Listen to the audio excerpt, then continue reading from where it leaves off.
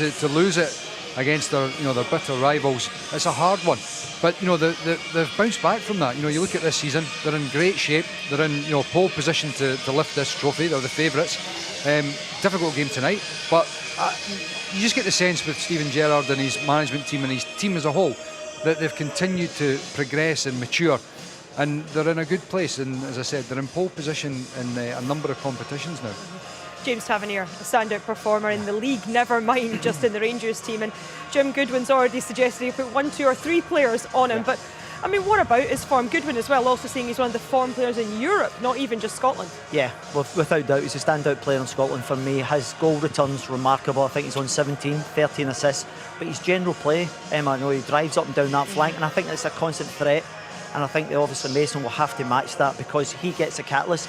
But if they double up, as Mikey knows, then there's spare players about. Rangers shift the ball quickly, and it's a difficult conditions tonight, so they'll have to pop the ball sharp on the ground because you don't want to get caught in the wind.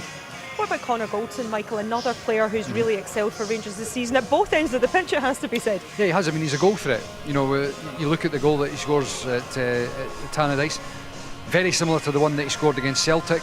It's something that's clearly worked upon, and I think Steven Gerrard's spoken about the fact that Connor Goldson's continued to grow. He's a leader as well, and when you look around the rest of the team, I think these guys that are the leaders, James Tavernier, Connor Goldson, not just vocal but leading by example, and that helps the rest of the team. There's no doubt about that, and I think you can see clearly as well that there's not many players that constantly play every game. There's a few. Connor Goldson is one of them. He doesn't get dropped very often at all, and I think that tells you a lot as well from Steven Gerrard's perspective. And Cedric Eaton as well gets his chance this evening. Again, he scored 3 goals. This is his 4th start for Rangers. He's had to be patient, but Alex, when he has been called on, he's stepped up. Yeah, I actually like what this boy brings to the table, Emma, because he's a bit more different. He can bring people into play. He works a hell of a shift. He tracks back. And I feel as if he can get the service into the box, he'll get amongst the goals. And he's had to be patient because of the guys that have been playing there. Morelos not getting the goals, but his general play's been not bad up until recently. It's just dipped off. And then you have to compete against the foe. And then obviously Kemar Roos come in and really done, for me, he's been brilliant. Thank you very much for the time being. We've actually got some breaking news coming from the touchline.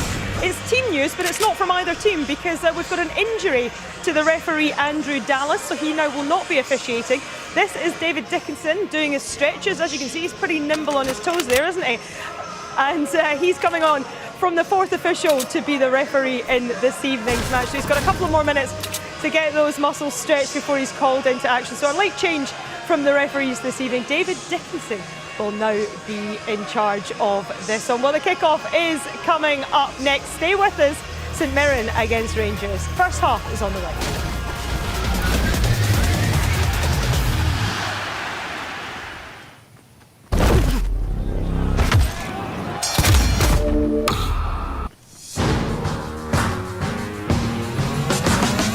What a strike that is to open the scoring in this cup tie. Wouldn't you just know it? Craig Whiten breaks the deadlock in the derby. Premier Sports, your home for Scottish knockout football.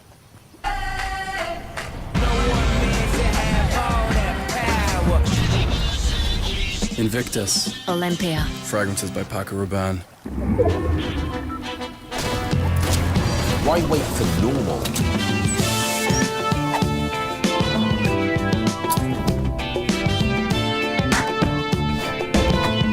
Let's build the new different. That's close enough. We are not an island. We are part of something far, far bigger.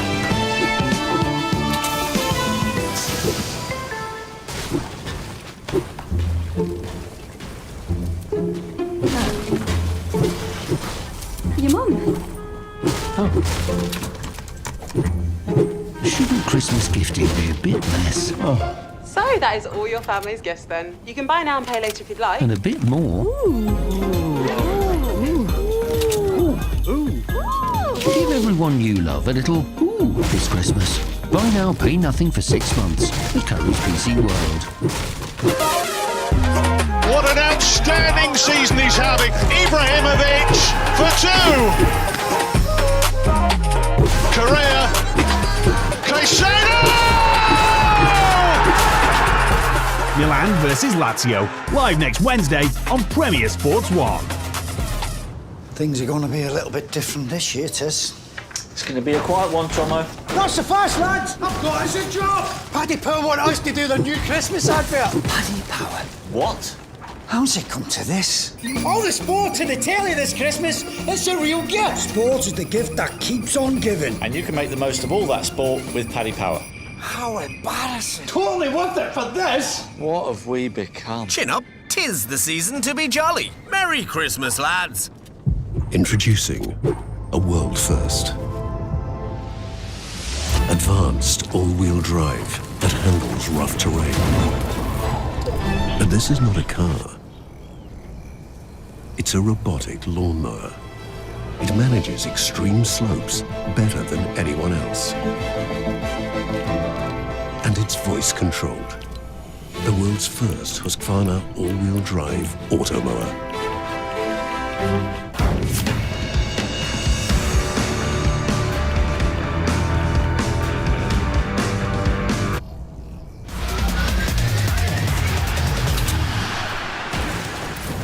Welcome back to Paisley. St Mirren against Rangers here in the quarter-final of the Betfred Cup. A reminder that the draw for the semi-finals is coming up live after this one as well. Michael Stewart, Alex Ray still alongside me.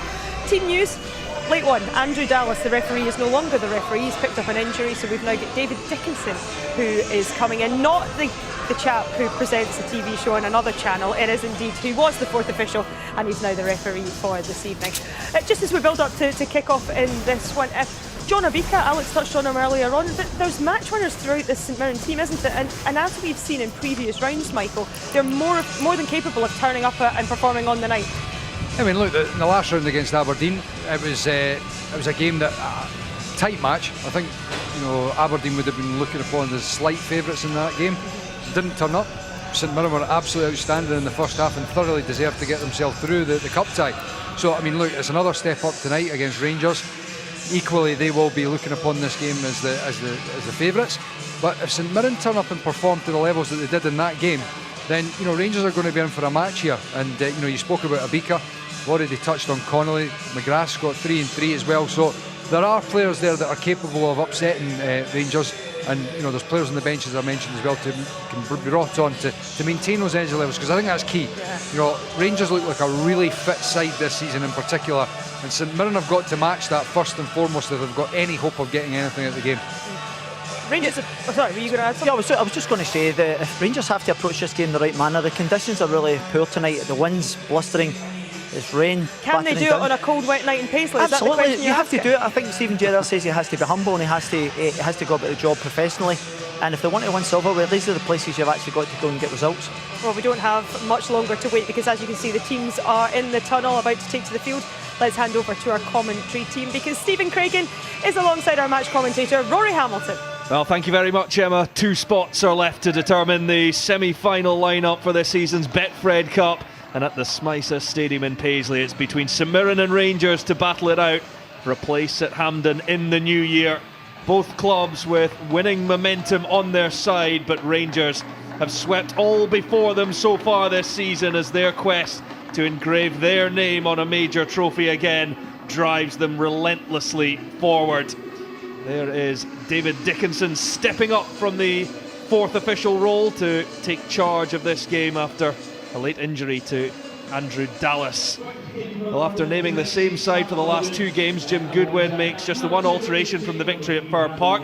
Brandon Mason comes in for Ilkay Durmus as the Coventry City loanee makes his first start in 4 games. Jamie McGrath's form has been pivotal in St Mirren's recent run. The Irishman has 3 in his last 3 games, including winners at Motherwell and in the Betfred Cup last 16 against Aberdeen. Stephen Gerrard's rotation between the different competitions continues. 4 changes tonight from Sunday's victory at Tannadice. Calvin Bassey, Joe Aribo, Bongani, Zungu and Cedric Eaton come in. Alfredo Morelos is unavailable after the club accepted his 2-match ban.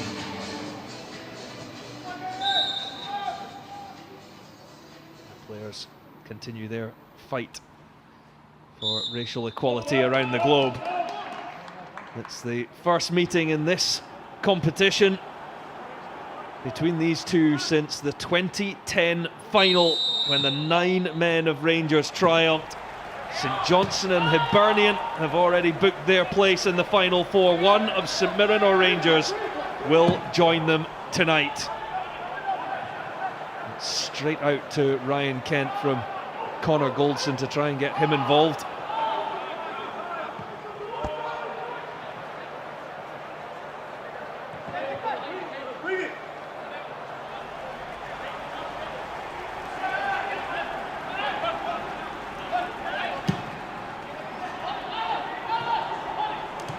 Away by Richard Tate, the former Motherwell player. Here's Goldson again, playing alongside Leon Balogun. And that solid backline now. Bongani Zungu, the South African. James Tavernier tried to skip away from Brandon Mason, but he was clipped by the St Mirren youngster. It looks as if it's going to be almost a man marking job with Brandon Mason on James Tavernier. He hasn't took his eye off him the full game already. He's wanting to match his runs, he's wanting to stay with them. So just another challenge for James Tavernier to face. Well, it may not be one for a sighting a goal for James Tavernier, but he's provided 13 assists to add to the 17 goals. One of them came against Dundee United on Sunday, when he linked with Connor Goldson for his header to put Rangers back in front. Well, Jim Goodwin lifted this trophy as St Mirren captain in 2013. Now looking to guide his side back to Hampden as manager. You have to say St Mirren couldn't have arrived at this game in any better form whatsoever. They have to take huge confidence from recent results, but the most important thing is they have to take it into the game. They've got to be brave in possession, albeit they want to try and contain Rangers as much as they can, but they're going to have to try and take them back the way if they possibly can. It's all set up. They're a cracking night.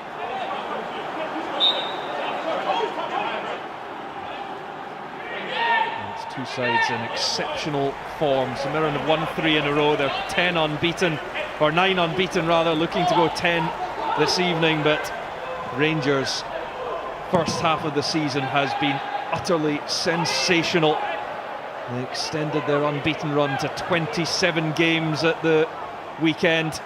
They're in this quarter-final looking for a semi-final in the new year.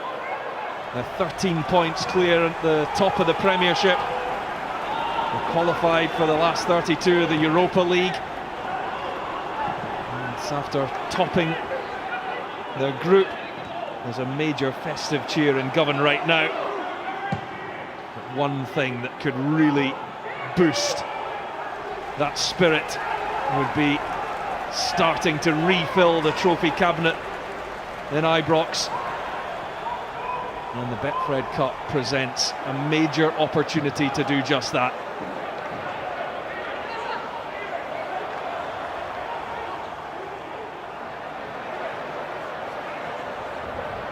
Yeah, and I just think when you look at the team selection of Steven Gerrard tonight, it tells you what he thinks of this game.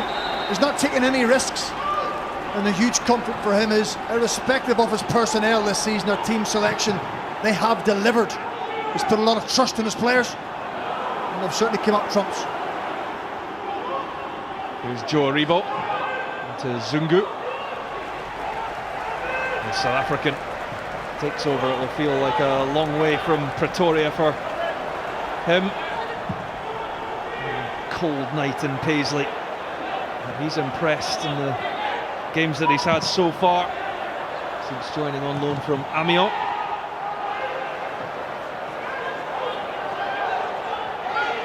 I have to say, this won't faze Rangers. They've come up against this system a lot of times this season. Teams sitting back, condensing the space. They just have to be patient and wait for someone in a black and white jersey just to switch off, and then they can capitalise. Steven Gerrard does continue to rotate. 4 changes from the weekend after 6 from Sunday's game from their Europa League exploits in Poland. Steven Gerrard, it's been an emotional couple of days for the Rangers manager after the sad passing of the man who gave him his debut in senior football, Gerard Houllier.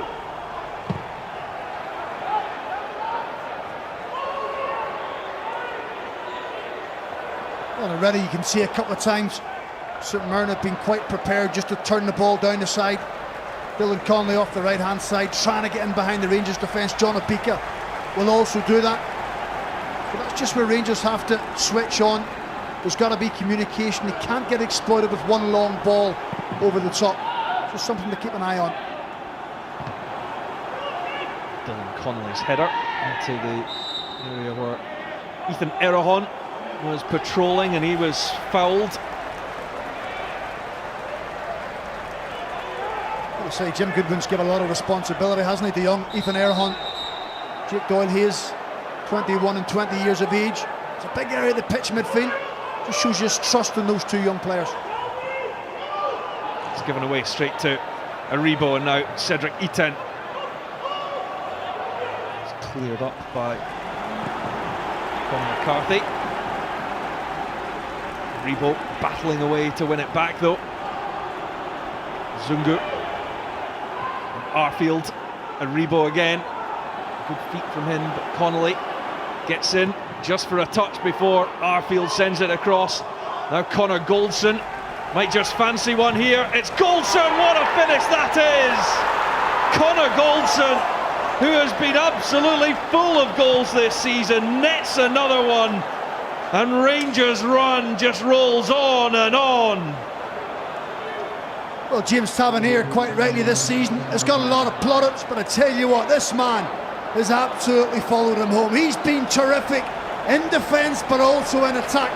He just steps forward, the game opens up for him. There's only one thing in his mind, he's going for goal. And if St Mirren are going to defend like that all night, it could be whatever Rangers want it to be score-wise. Far too easy, opened up. You can't afford to do that against a top-class side. But Connor Goldson, I think it's his 7th goal of the season. He certainly knows where the back of the net is. And yet again, one of Steven Gerrard's trusty lieutenants deliver when it's needed. The goal on Sunday against Dundee United. He's now on to 7, as you say, Stephen, for the season. I think we can safely say that the majority of those 7 will have come from set play situations rather than winning the ball back and storming upfield. And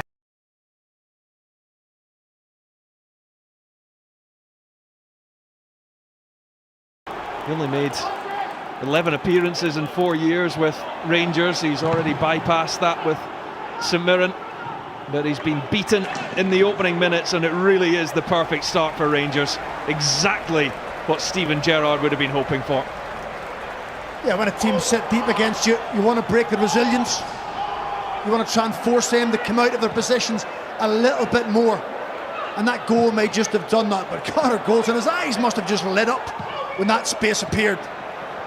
He made it look a simple finish in the end. Just what the Rangers players wanted and needed. There's Itten. Worked it back nicely to Tavernier, who looks back post, and Kent was attacking that one. And he rose well, but he was unable to get the header on target. He gambles because he knows the minute James Tavernier takes a touch, he's going to put a ball right on the spot for him. Kent just gets up a little bit early, tries to direct it, when I think he should have just headed the ball back to where it came from. But it does seem quite unusual that Rangers score a goal and James Tavernier is not involved in any shape or form. And the amazing thing about the Rangers captain, who scored the most wonderful free kick at the weekend, it's not that long ago that opposition teams, managers, even Rangers fans themselves may have looked at his position as the weak link perhaps in the team that other sides might try and challenge. They've turned one of their weaknesses into, well, the best player in the country right now. Well, they certainly have. I think Zungu just gives away a free kick. He's not happy about it, but quite clearly late on Ethan Erahon. That just shows you how far James Tavernier came. Mentally, he had to switch himself on and improve, and he's done it in abundance.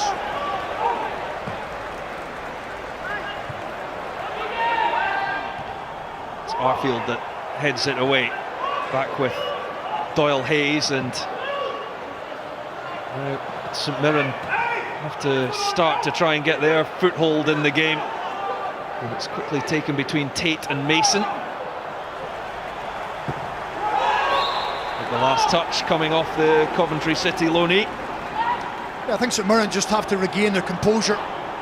Jim Goodwin, the way he set his team up, the message he gave in his pre-match interview to Jenny was we want to try and be compact, hard to play against. It certainly wasn't the case for that goal. It's just about getting things back together, make sure you don't concede a quick second, or it's a long, long way back already. Aribo wins it from Connolly, now finds Kent. Numbers streaming forward for Rangers. They've got 3 in the middle, including Calvin Bassey. Kent now tees up Arfield. Zungu sends it in, but it's beyond Iten, who was the most interested party at the back post. I think what the St Mirren players will have learned already is whenever Rangers give up possession, it's the speed at which they want to win it back. I'm not too sure if it's a 3-second rule or a 5-second rule they have, but that's their aim. Try and pinch it back as quick as you can. For the St Mirren players, that tells them they don't get a lot of time, so they've got to make quick decisions.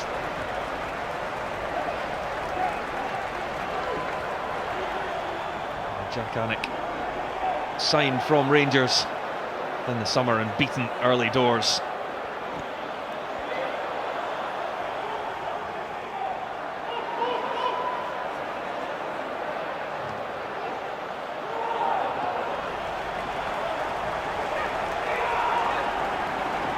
Goldson.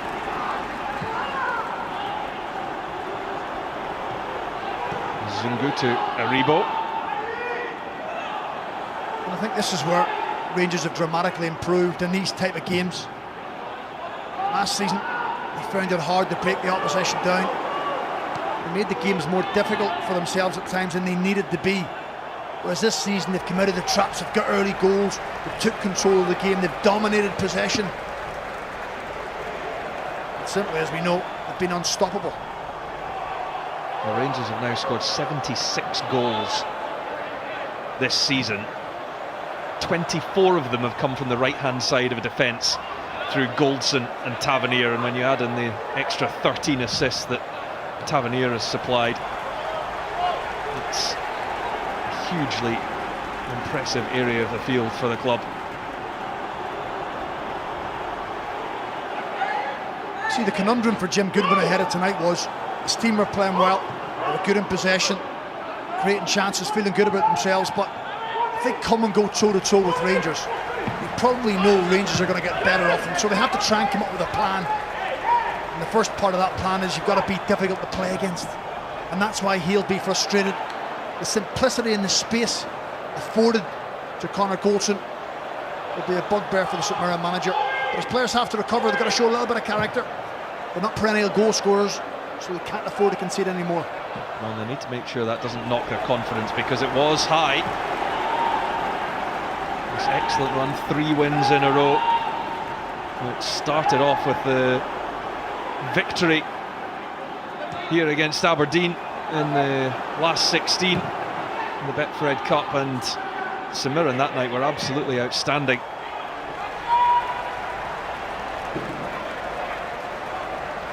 In the other game at the Tony Macaroni Arena, Livingston have got off to an ideal start. That game started a quarter of an hour before this one, but Craig Sibbald opened the scoring after 4 minutes, and Alan Forrest has added a second, so Livingston with 1 foot in the semi-finals as well. Hibernian and St Johnstone made it last night, and Rangers with quite the start here at the Smysa Stadium in Paisley.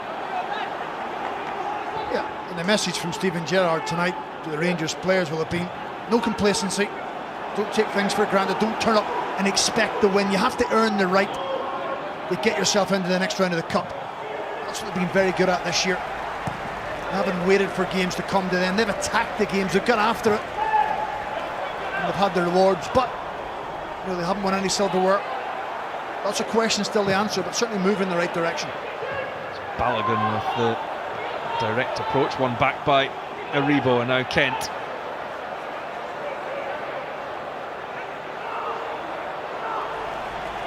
Taking two St Mirren players with him. Bassi into Zungu.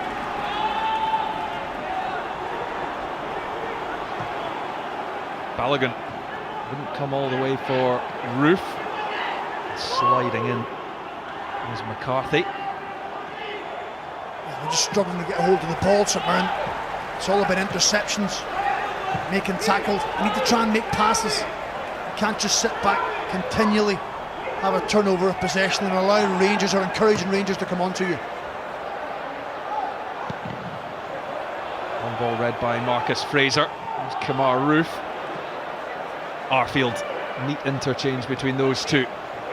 Now Iten. Roof. And Aribo. Kent to swing one in.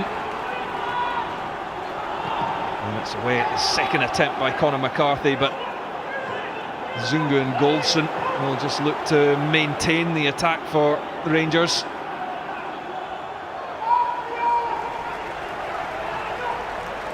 Balogun to Aribo. And Kent. Roof. Back to Kent, always on the move. And back for St Mirren, and here goes Doyle Hayes. Blocked off illegally, so. Yeah, you just see the interplay, the interchanging of the Rangers front line. Etienne, Roof, Ryan Kent, very difficult to pick up. St Mirren players trying to pass men on. The changeover causes confusion. At times Brandon Mason's playing like a fifth defender, isn't he? You know, James Tavernier plays so high. Richard Tate has been attracted in the pitch by one of the other front three. That's why Mason has to do that job. If he doesn't, then that's where they get exposed. Well, Connolly won't have an opportunity to send that one in. Mason trying to get there, but it's Goldson who wins the first header in the box.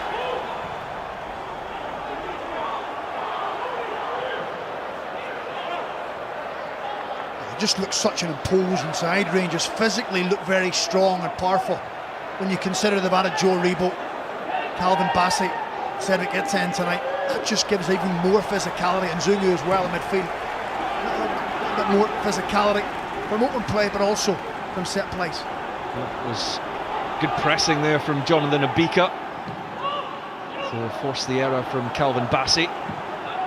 Now Richard Tate as St Mirren have it back.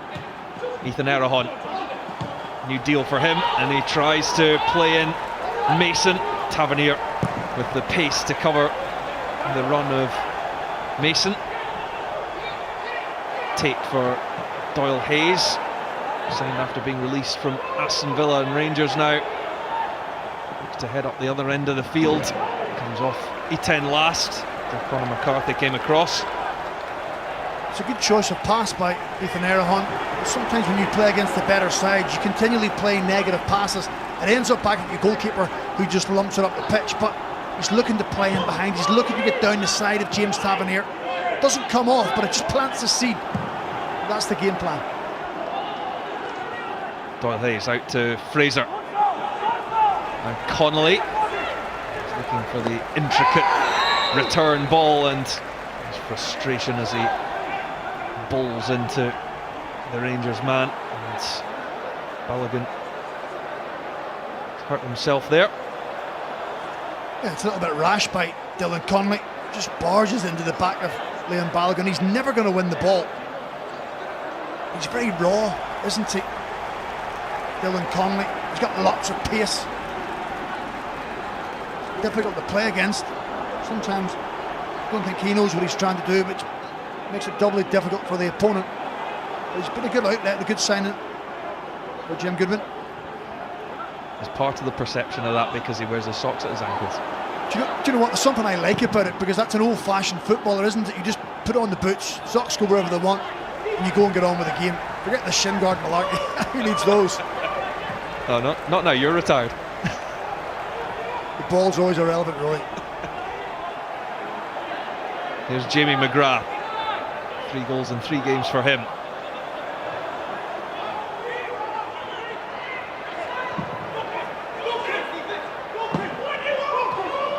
Tate.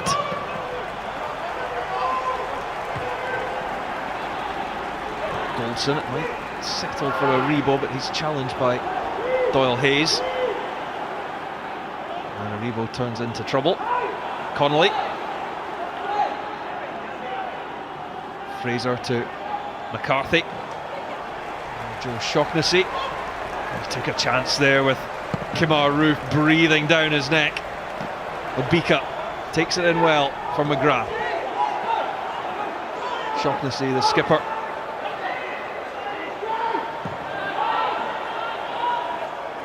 It's been a bit better the last 3 or 4 minutes for St Mirren. They've made some passes, just growing in confidence. Connolly just too physical with Calvin Bassey.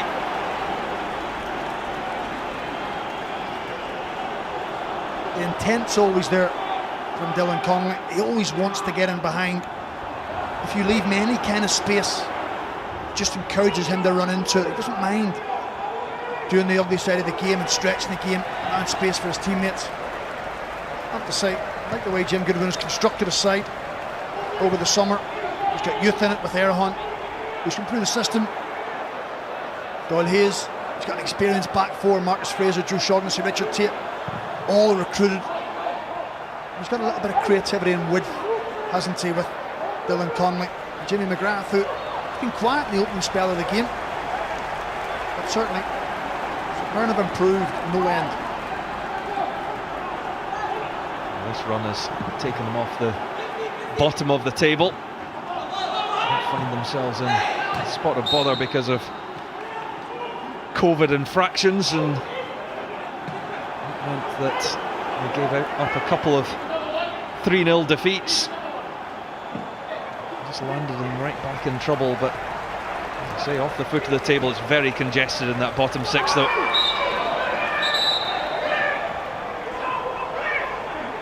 It'll be the first yellow card of the game, and it goes to Ethan Erhahon.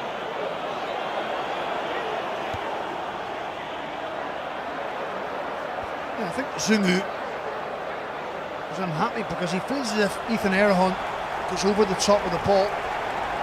Tell you what, David Dickinson must class that as being a little bit reckless. It tends to happen when players have a poor touch or the ball gets away from them. You have to think that, you know, some referees may have looked at that in a different way and thought he's endangering an opponent. Once you go over your studs, over the top of the ball, you've got to be very careful. What do you reckon? Is it borderline red? It is. Listen, I think if the referee gives a red, you can't really have any complaints. The unfortunate thing for Ethan Erhahon is the referee only gets one look. We're managed to dissect it and go over it again. Certainly an ugly tackle, that's for sure.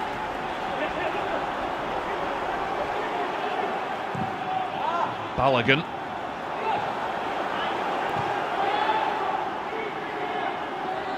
Nigerian gets it back from Goldson.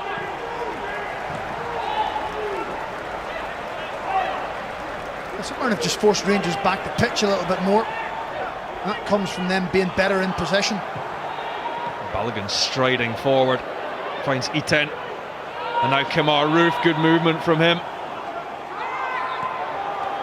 Keeps it alive for Kent, and Arfield was hovering, waiting for any break of the ball.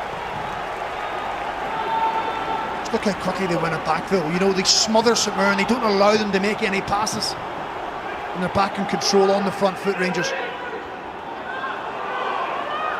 Goldson, need to be careful when he steps up. Kent. It's overrunning that one. Good defensive work from Marcus Fraser this time.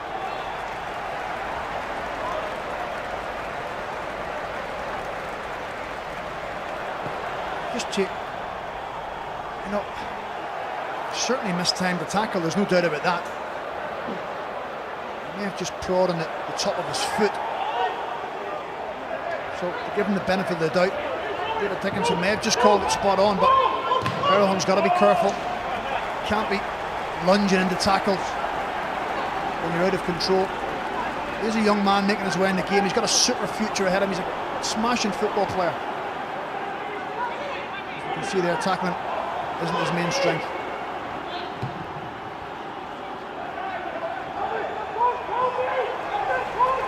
Fraser up to McGrath, and Connolly is gone too soon. He's quick, but not that quick. It's one of those ones where he's got to keep trying it, and he's got to hope that one of the Rangers back line are just out of sync. All it takes is for one of the blue jerseys just to be a couple of yards deeper than the rest, and that's when Connolly will get in. I used to watch Pippo Inzaghi years ago for AC Milan and Juventus. Used to be offside 25 times in a game, but the one time where he timed the run perfectly right, that's what he waited for. And the man who was born offside, Pippo Inzaghi, made some career out of it. McGrath fouled in the process. Zungu. Yeah, they've done well the last little spell, St Mirren, haven't they? Just because Erhon's had a few touches of the ball, Jamie McGrath is dropping deep to get involved. Sometimes as a player you take it in small steps. The goal sets you back, no doubt about it, but you've just got to regain that belief, and you do that by taking part in the game.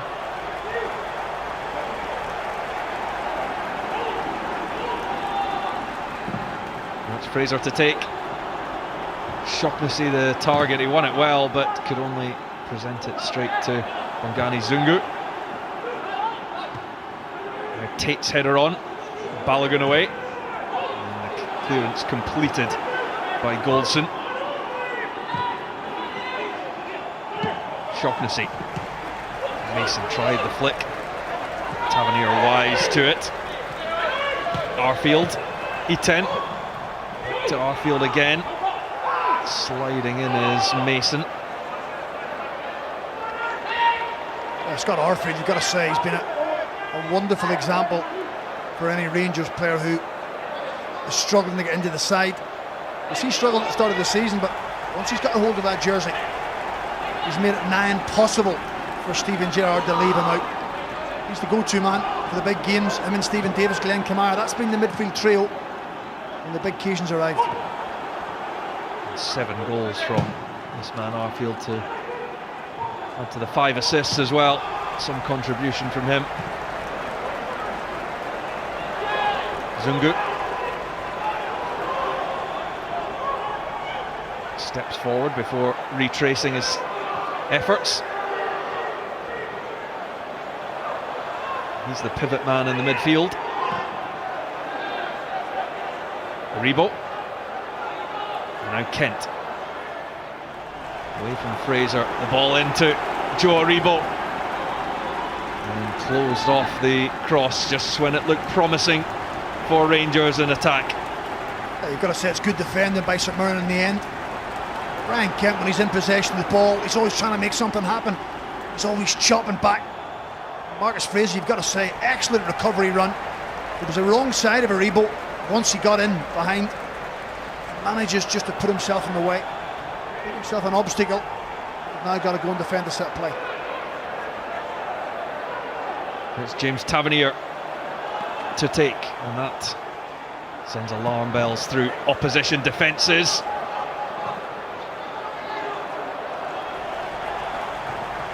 Zungu, and it takes a touch. It will be another corner.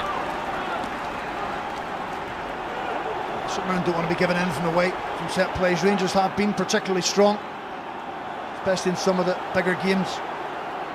Tavernier's delivery just encourages the Rangers players to really want to go and get in the end of it. That is a big 4 tonight. Balogun, Etienne, Bassi, Golson, Zungu's in there as well.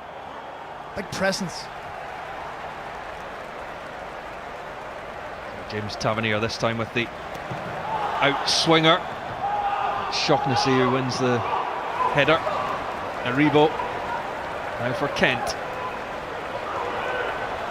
Goldson still going. Connor Goldson fires it across. Iten almost in the middle. He gets the touch that time, but safely into the arms of Jack Annick. Who would have thought Connor Goldson would be one of Rangers' most productive players tonight in an attacking sense? He scored from the right. He's almost had an assist from the left. I tell you what, his confidence is sky high, and so it should be. Cedric gets in, really unlucky when he got across the near post, just couldn't direct it on target. Here goes Kent, space to run into, slides it across. It's such a dangerous ball. There were 3 in the middle, but not quite on that trajectory. Tavernier fouled by Mason, and Rangers will have the free kick. Yeah, he just changes gear, doesn't he, Ryan? Kent up against Conor McCarthy, just knocks. He knows he's got him in a foot race. And Cedric gets in. Can you get across the near post? Joe Shaughnessy makes a really good decision. There's so much pace in the ball. Any connection from the St Mirren defender could have deflected it into his own net.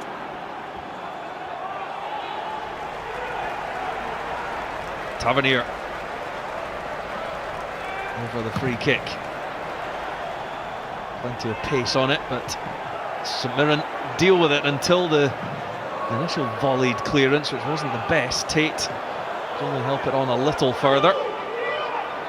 Connolly closing that one down and straight into Alan McGregor. And you know who won't be happy with that?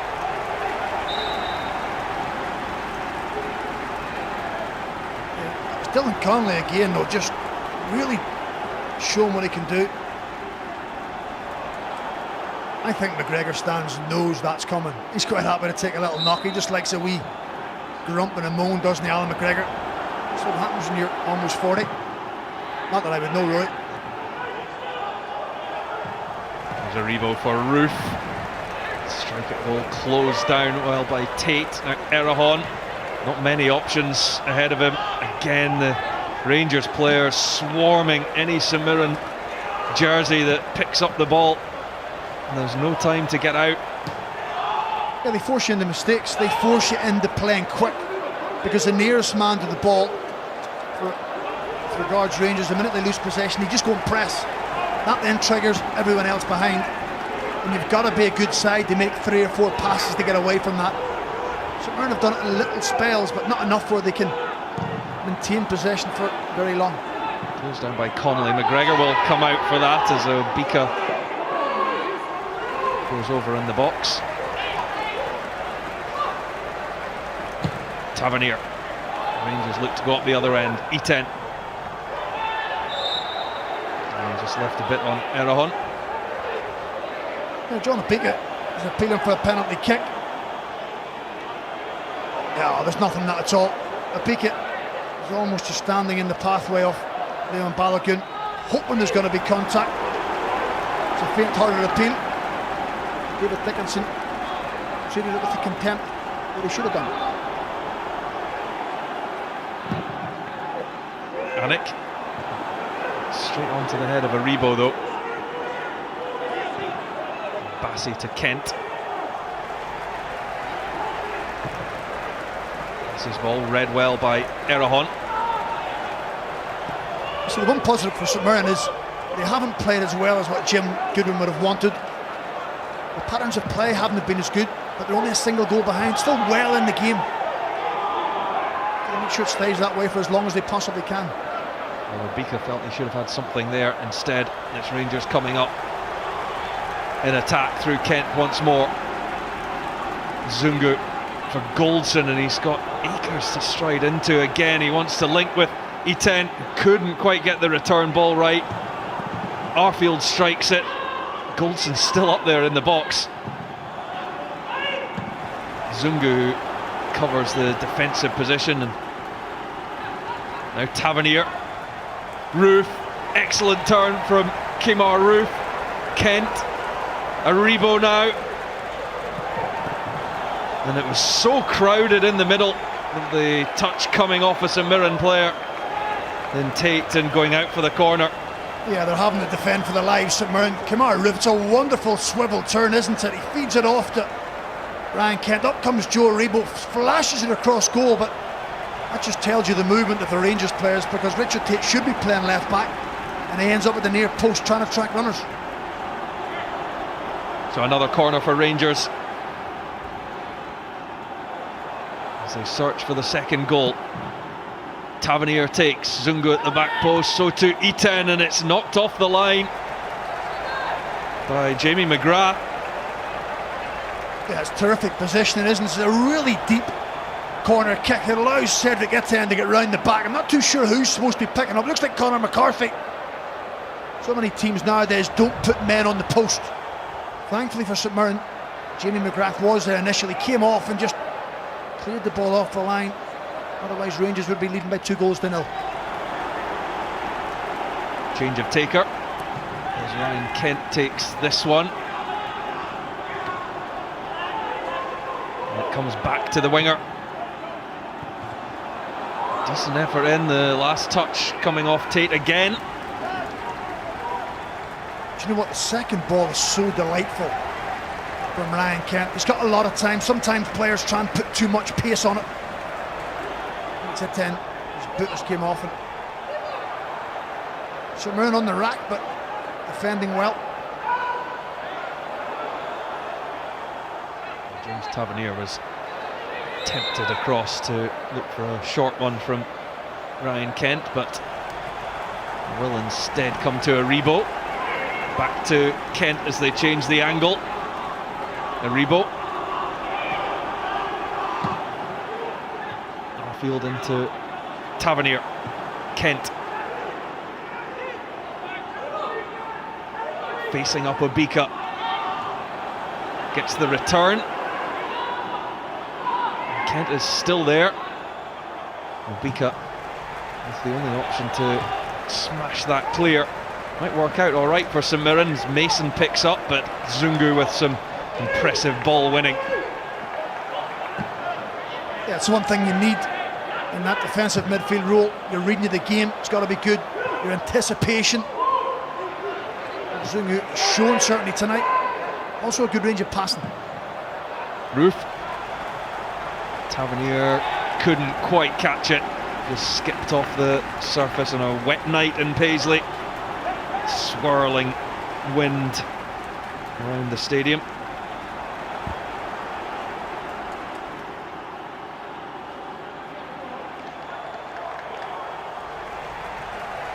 It's half-time in the other game.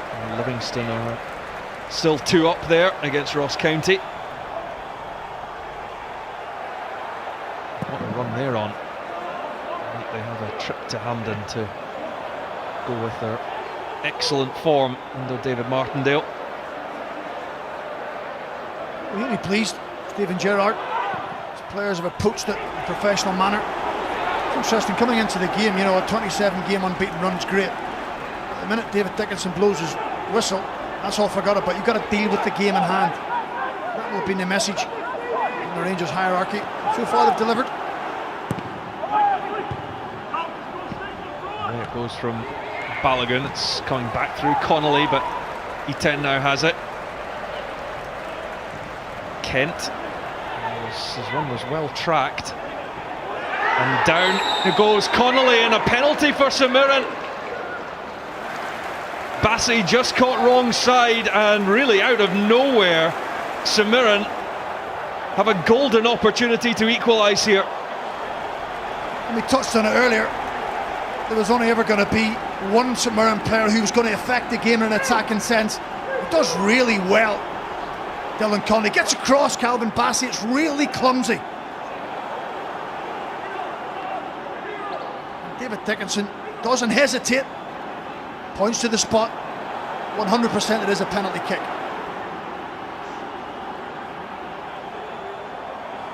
Well, and Jamie McGrath, 3 goals in 3 games. The winner against Aberdeen in the last round, and McGrath sends Alan McGregor down to his side and tucks it past. St Mirren have had precious little of this game, but they are level. They are, and it's all about the composure of Jamie McGrath. He hasn't really had any impact in the game so far. He's worked ever so hard without the ball, like the rest of the St Mirren players. They've had to be patient, they've had to wait for their opportunity. And he's just sent Alan McGregor the wrong way. I did say it earlier on that the positive for Jim Goodwin and his players were they were only a single goal behind. They haven't changed the tactics, stuck in there, they've had to defend. Hasn't had a lot to do, Alan McGregor. And suddenly the game is now finally poised. St Mirren have got a huge lift in confidence. And decisive David Dickinson with the big call after stepping up from the fourth official's position. A role that has now been filled by Chris Graham. We are up to the full complement of officials now. It's clumsy from Calvin Bassey, isn't it? I've got to say, Connolly's clever. He knows he's in behind Bassey. If he just slows his run down a little bit and there's contact from behind, it's going to be a penalty kick.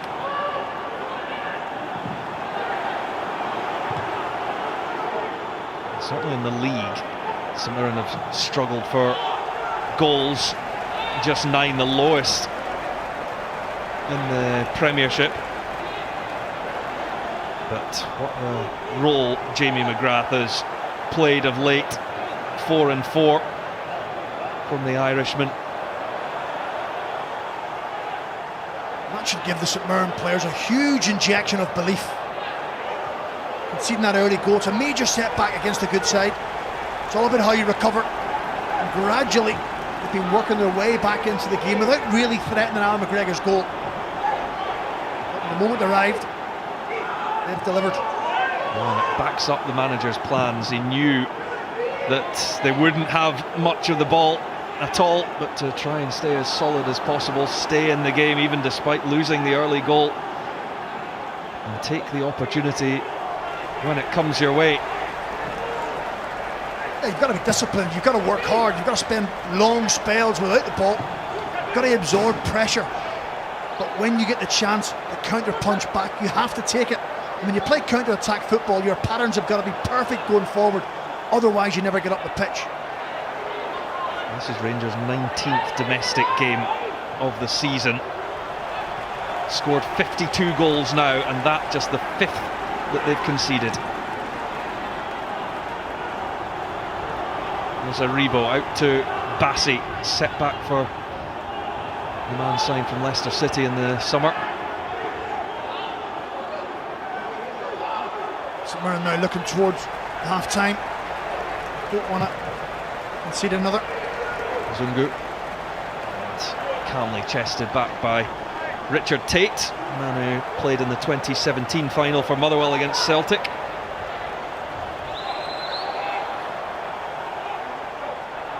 Yeah, the one thing about Richard Tate is his versatility. He can play centre half in a back three, he can play either full back, he can play as a wing back. Good acquisition by Jim Goodwin.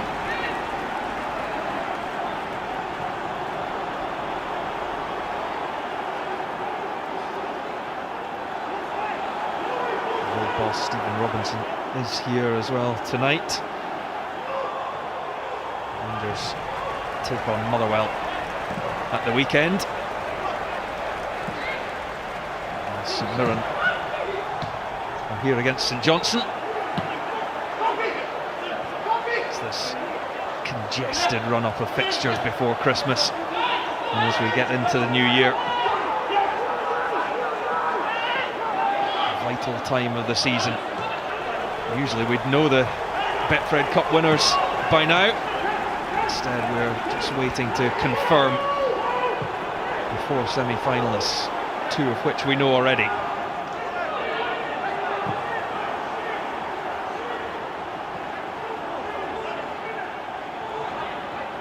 That goal came as a shock for Rangers. They were so in control of the game, hadn't really been put under any kind of pressure.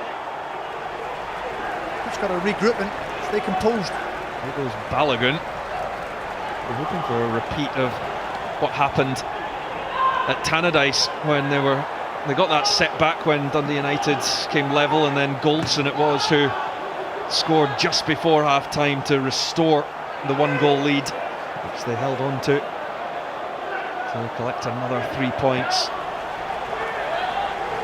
St Mirren have the game exactly where they want it. You know, if they can get to half-time at 0-0, 1-1, Jim Goodwin would have been delighted ahead of the game if that was the case. Still in the game, still alive. St Mirren players have to try and take Rangers to a place that they don't want to go, make it an uncomfortable evening for them, and then try and strike when their moments arrive. Balogun, it's led by Doyle Hayes. He wins it for a second time, and now Connolly trying to cause a problem for Bassey once more. Now the confirmation of that one extra minute at the end of this first half.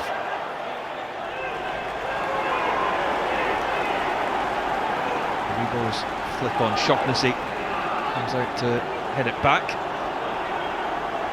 You can imagine at half-time, Jim Goodwin will just reaffirm that word belief to his players. Just tell them to stick in. They'll probably feel that someone has to beat Rangers at some stage, and the message from him ahead of the game would have been, why not us tonight?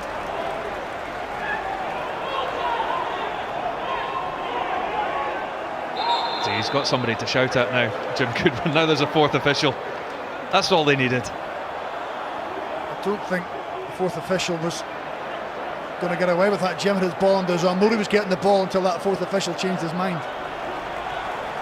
I think Chris Graham was sitting in his house and somebody phoned him up. Do you want to stand out in the rain in Paisley and get shouted at for 90 minutes? Well, that is half-time at the Smythe Stadium, and Rangers looked on course after an early goal from Connor Goldson, a waltzing run from the defender, but Jamie McGrath equalising from the spot, and it's all tied up in Paisley. It's St Mirren 1, Rangers 1.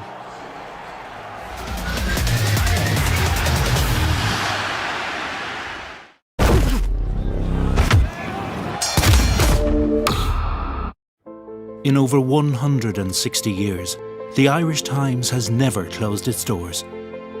Until now. And although a pandemic changed where we worked, the how and why did not. Because understanding matters. Because the world moves at such pace. Because real news has value.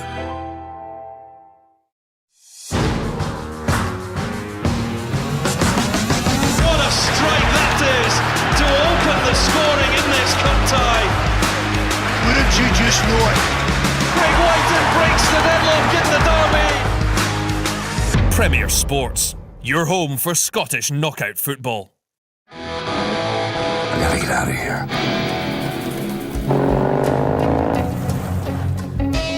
What am I looking for? I can feel it. It's magic. Sauvage. Le parfum. Dior. This Christmas, save £262 on the Xiaomi Mi 10T Pro with its amazing 108 megapixel ultra clear camera. Now only £43 a month plus £29 up front with 100 gigabytes of data.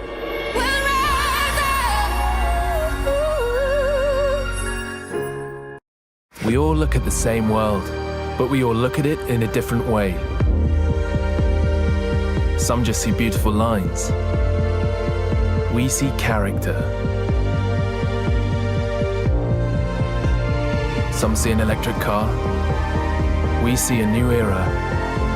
Some see what's there. We see beyond. Future is an attitude. Audi. Christmas time always brings good cheer. But don't forget about the new year. 15 million will be won in prizes, and every day brings £30,000 surprises. There's a double chance to share a £3 million win. What better way for your year to begin? Sign up before midnight on the 16th of December and make 2021 a year to remember.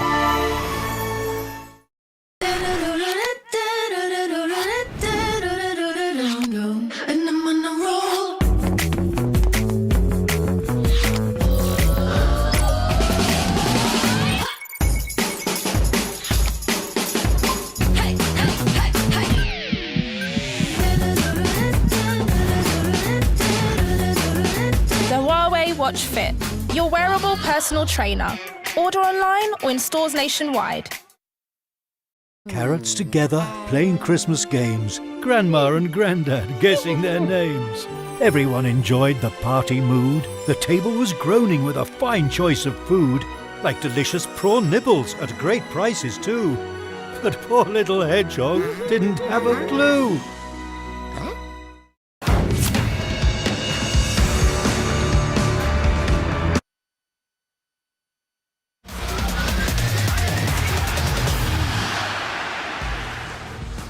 Our focus turns to the Scottish Cup this weekend, and what an occasion we have in store. The 2019-20 final will take place at Hampden Park, and we will of course be there to bring you all the action. Celtic versus Hearts, 1:45 p.m. this Sunday on Premier Sports 1. Well, there's no separating the sides here at half-time. St Mirren won, Rangers won. Michael Stewart and Alex Ray still alongside me. Michael, still no separating the teams. Rangers very dominant in that first half, but St Mirren have gone in level. What would the managers be saying in their half-time?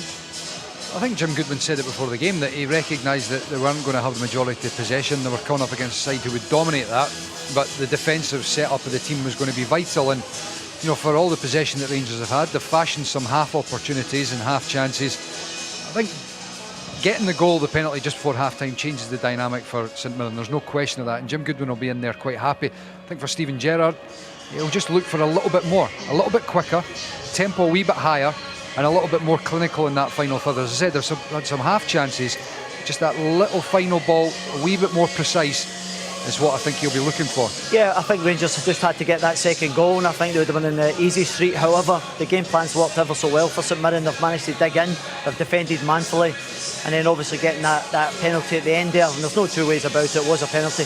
Well, we spoke pre-match about St Mirren's game plan and keeping it tight in the early stages of the game, and it took 7 minutes for Rangers to break the deadlock. And once again, Connor Goldson proving his worth at the other end of the field. Yeah, he just skips past Erdogan in the middle of the park there, but the strike across the goalkeeper's terrific. It's a lovely connection here. That's his 7th goal of the season. That's a goal you two would have been proud of, isn't it? Yeah, absolutely. It's right across the goalkeeper, through bodies as well, and it get Rangers off to a perfect start. But you know, they'll be disappointed it didn't increase that, Rangers. We'll see some of the chances that the Rangers have had in just a moment, but you touched on it, Michael. St Mirren have gone in level. First of all, the penalty incident, Calvin Bassey, any complaints over this decision? No, it's just clumsy. You know, it's a transition. He's the wrong side of Connolly, and he just clumsily falls into the back of him, and McGrath puts it away very, very composed. And I was saying to you just before it was taken, Al McGregor's got a wonderful record of saving penalties, and he gets sent the wrong way, which doesn't happen very often. I'll tell you what, well, composure, you know, to go in at half-time level and just to kind of just slot it down the middle. So it's brilliant. 4 and 4 for 4 from 4 now for McGrath. But Connolly, who won that penalty, had been up front, hadn't he? He'd been testing the Rangers' defence, pressing them right throughout that half. Not a surprise that it was him that won it. Michael, I think in the early exchanges, as they're trying to leave Balogun on the ball, Obika's cutting off the line to Connor Goldson because he's better for the raking passes, and they're just trying to set traps down this left back berth, and Connolly has managed to dispossess Bassey on several occasions. Well, that goal came after St Mirren had managed to weather a little bit of a Rangers storm, because they had several chances to add to their lead but couldn't quite take them. And as we can see here, it's just the final pass, as you touched on, Michael, that's not quite been there. Well, when the cross from James Tavernier is what you come to expect. It's a wonderful ball. It's Ryan Kent at the back post who gets up wonderfully well, but just couldn't get it on target. So it's that final piece of the jigsaw here. You've got Goldson doing really well, and I don't know what happens with Cedric Eaton in the 6-yard box, whether he gets caught on his heels or whatever, but that was a good opportunity. Great run, driving run here from Goldson to get in behind. He fizzes it across the face of the goal, but it just looks like Eaton's caught on his heels. The only thing I can think about there, Michael, is it may have took a deflection and this went through his legs, because as you say, he doesn't adjust his feet quick enough. And this is a wonderful, bit of build-up play. Roof, I thought, was going to have the strike, but they just keep the ball, circulate out to the wide area. Now, Scott Arfield, I think you could have had Aribo picking him out. Eventually he tries to get down the line and get the ball across the face of the goal, but Richard Tate, number 2 here, you see in the next phase, he gets back into that front post area and blocks it out really well. Yeah, it was vital. He used all his experience there. Tate, he just takes up that first post, and then they get the corner. It's another opportunity for Itten. Cleared off the line, and that's why the guy's on the line to do that job. McGrath doing his job at the other end. Of course, he was the one that scored the penalty. Well, he does very well, Emma, because he's in the front post area, and they would be told as soon as the ball goes over your head, you need to get back on the line. Now, not every player actually listens, and they don't concentrate. They ball watch at times, but he was concentrating. He got back in, and if he hadn't done that, then Rangers would have been finding themselves further ahead. I'm laughing because I was never deployed on that back post, because I don't stand and sleep in the back post. If you're Jim Goodwin, What would you be looking for in the second half? Stick with the way they've been playing, or would you be looking to twist it and put a sub on? Well, more of the same, but the interesting thing, the wee dynamic down the right-hand side with Rangers, you've got Connor Golson, who's coming quite far across and trying to get James Tavernier higher up the park to force back Mason. Rangers have recognised they're trying to double up, and perhaps you would talk about later in the second half whether you get Durmus to just almost not cheat but play higher up and not worry too much about trying to double up on James Tavernier, because you have to get that stage where you take a gamble, you take a risk, and that could perhaps be what he looks to do.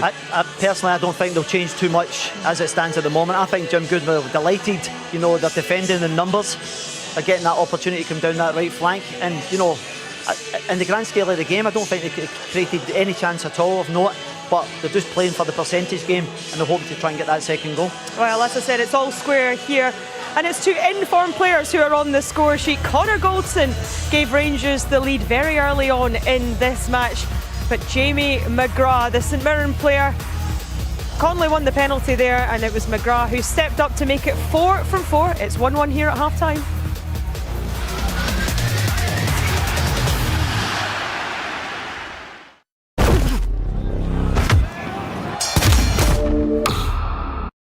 Roxy, with 55 million songs, music games, yoga and meditation, and sing with the stars, plus much more. Get the Roxy TV Music Entertainment System this Christmas with 55 million songs, music games, yoga and meditation, sing with the stars and more. See www.roxy.tv. That's roxy.tv. Includes a 30-day money-back guarantee. I guess Christmas is going to be different this year, so let's really make the most of it. Asda have got the lot. They've just been voted Retailer of the Year. It's the Christmas we all need at the prices we all want. That's an Asda price Christmas. Andre Rieu, Jolly Holiday, the brand new album by the King of the Waltz. Make your Christmas special. Out now.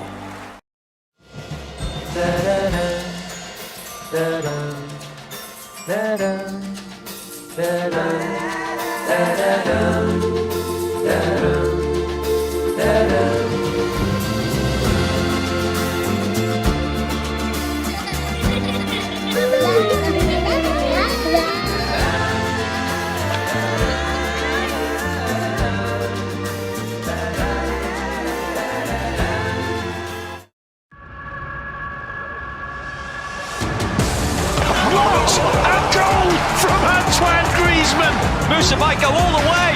What a goal! Barcelona versus Valencia. Live this Saturday on La Liga TV. Part of your Premier Sports pack. Things are going to be a little bit different this year, Tis. It's going to be a quiet one, Tomo. Not so fast, lads. I've got us a job. Paddy Power want us to do the new Christmas advert. Paddy Power? What? How's it come to this? All the sport and the telly this Christmas, it's a real gift. Sport is the gift that keeps on giving. And you can make the most of all that sport with Paddy Power. How embarrassing. Totally worth it for this. What have we become? Chin up, 'tis the season to be jolly. Merry Christmas, lads.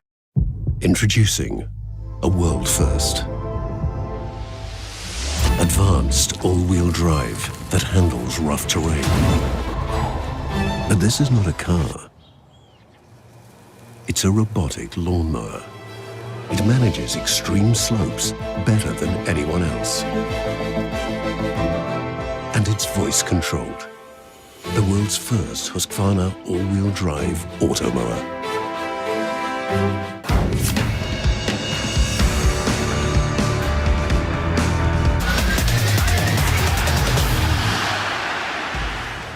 The second half is coming up in just a moment, but a reminder, straight after this match we'll be bringing you the semi-final draw. Stay with us here on Premier Sports for that. We've just missed a bit of dancing in the studio during that advert break because of the commentary box with Stephen Craigan and Rory Hamilton. Thank you very much, Emma. Well, Rangers won the last 6 outings against St Mirren without conceding a goal, so that stat has gone. The last St Mirren player to score before Jamie McGrath's penalty was the 90th minute Lewis Morgan equaliser in May 2016. That was in their championship battles. But McGrath's penalty has made things interesting when it looked like Rangers were on their way. Certainly after Connor Goldson's early strike, continuing his fine form, taking his tally to 7 for the season, but Jamie McGrath moving on to 5 has levelled things up, and it's all to play for in this second half. Of course, the tie will be settled tonight. St Johnstone required penalties to beat Dunfermline yesterday. As David Dickinson gets ready to get us going for this second half.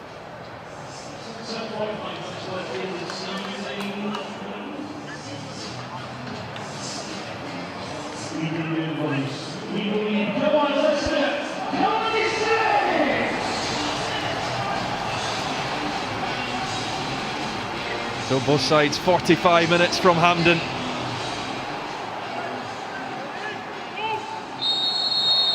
And Jamie McGrath gets us underway. And it goes straight back to Jack Anick.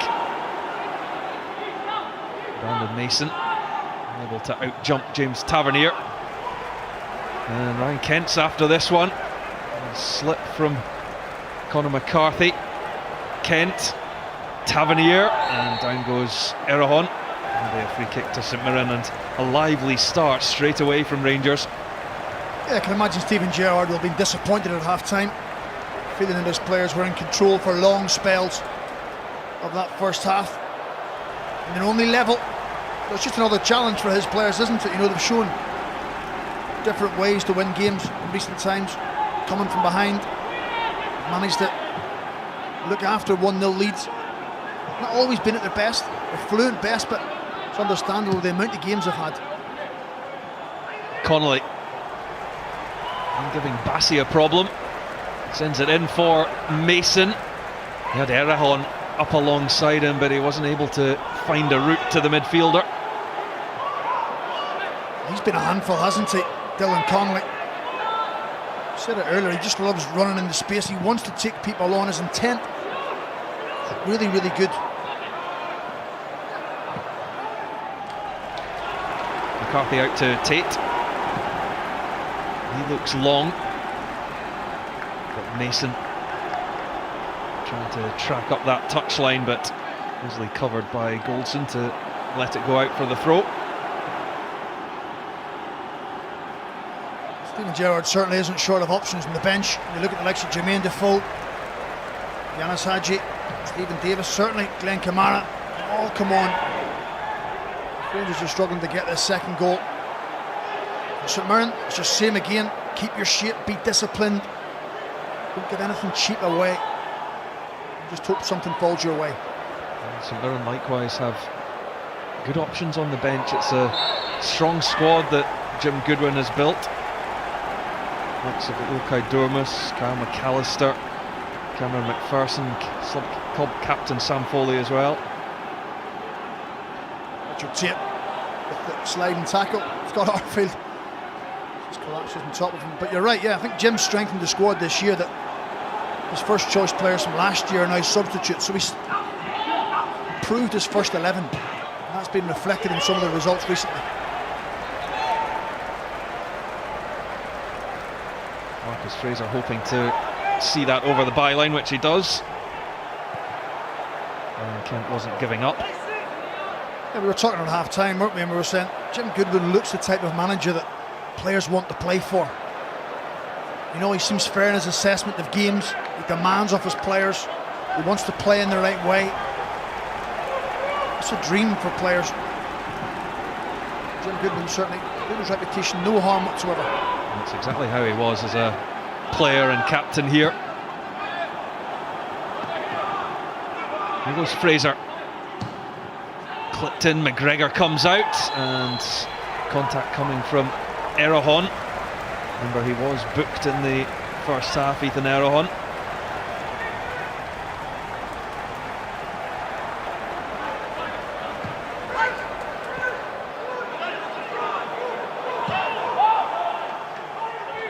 say Conor McCarthy and Joe Shaughnessy have certainly marshalled Cedric Etienne very well.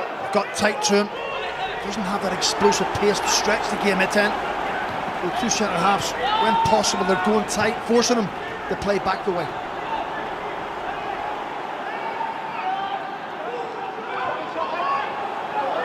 Rangers had a lot of joy, enjoyed plenty of freedom in the opening 30-35 minutes of this game. A couple of little tweaks from Jim Goodwin has made life a little harder. Given away by Arfield. There's McGrath. Brandon Mason. Richard Tate.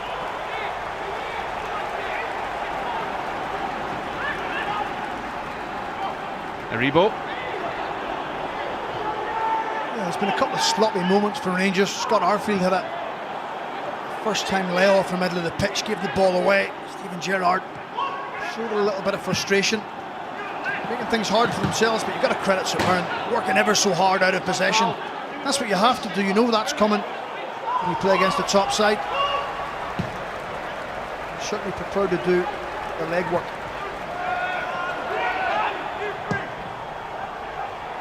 Doyle Hayes, and the flag's up against Brandon Mason. Rangers are preparing a sub. Borna Barisic will be joining us momentarily.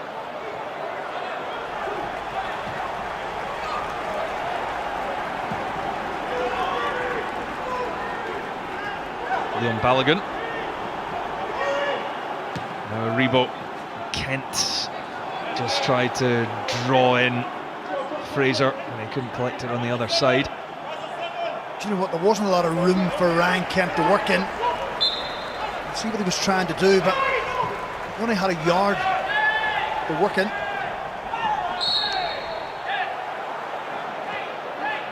Followed by Bongani Zungu.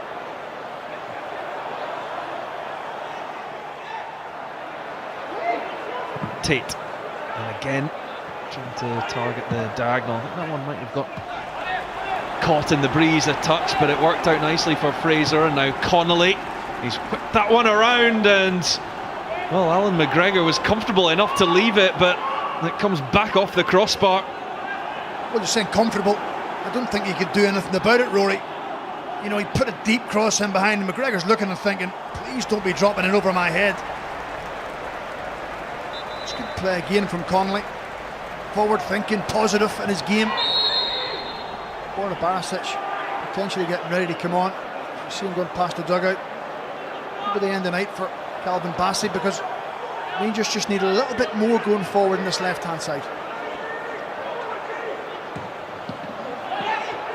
One back by Doyle Hayes, and now Errahon, and it's Connolly once more. He looks like the most likely outlet to make something happen for St Mirren again. He's helped that on to Obika, and it is in, and St Mirren have turned this one. It's Jamie McGrath once more. St Mirren from one down, now lead 2-1. Jamie McGrath's run just keeps on going and going. St Mirren lead this one, and Rangers are going to need some real character to bounce back from this. Well, Dylan Connolly once again at the heart of everything that has been good about St Mirren in the final third. He fancies himself going on the outside with his pace. John Obika, great first time layoff. Then it's all about composure from Jamie McGrath. He doesn't panic, he doesn't snatch at the shot. He just feeds it on to his left foot, takes Connor Golson right out of play. And what about the finish? As calm as you like into the bottom corner. Jim Goodwin spoke about belief at the start of the game. Well, his players are starting to believe. Well, Rangers were planning that change at left back as it was, but they couldn't get Barisic on soon enough to counteract that goal, and that's exactly where the trouble came from again. Excellent work from Dylan Connolly, and Jamie McGrath, 5 goals in 4 games for him. What a moment for St Mirren.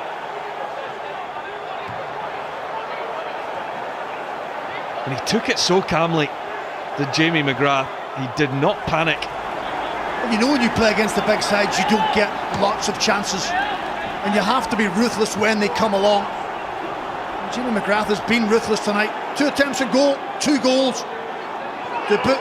So it's been a good night for him so far, but still a lot of hard work for St Mirren to go. They know that. But also a lot of hard work for Rangers. Roof taken out of that by Doyle Hayes, and a yellow card for the St Mirren midfielder. Once you go to ground, it's the follow through from Doyle Hayes, isn't it? Goes for the ball, doesn't manage to block it, just catches Jamal Roof. He's played 7 times for St Mirren, Jake Doyle Hayes. Won 4, and they're unbeaten when he's in the team. Zungu to James Tavernier. Yeah, you can just see Zungu on the ball. He's looking for a little bit more penetration forward. They went side to side the second half, Rangers. Not enough forward movement, forward passes. Mainly down to the organisation, the structure of St Mirren. Well, Stephen Davis being readied as well. That, you'd think, is in response to the goal. Barisic was planned. Well, he's not hanging about, Stephen Gerrard, being proactive, trying to affect the game right away. Needs to get players onto the pitch who can help them come from behind.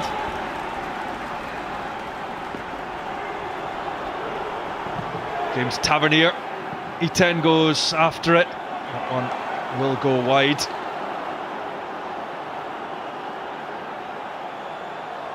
St Mirren hold quite a good line, don't they? It's going to take some header from Cedric Etienne to score from there. And the minute Celtic went out of the Betfred Cup, Rangers automatically became huge favourites. More expectation, more pressure onto them. Well, they have to show that, they have to respond tonight. So Calvin Bassey is the man coming off for Borna Barisic. And the other change sees Scott Arfield go off for Stephen Davis. Yeah, he's bringing on players who have done it time and time again for Rangers. Stephen Davis, calmness, his composure. Borna Barisic with his delivery and his forward-thinking movement on this left-hand side.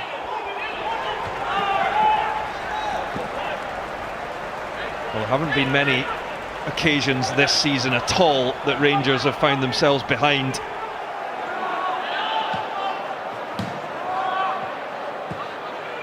Davis to Zungu. 10. Here comes Brandon Mason. St Mirren now have something to protect after that early setback. There's been some effort to turn it around from Jim Goodwin's side. Kent. And Borna Barisic. Stephen Davis looking for Tavernier. Goldson to attack that. That was a handball by Erehon.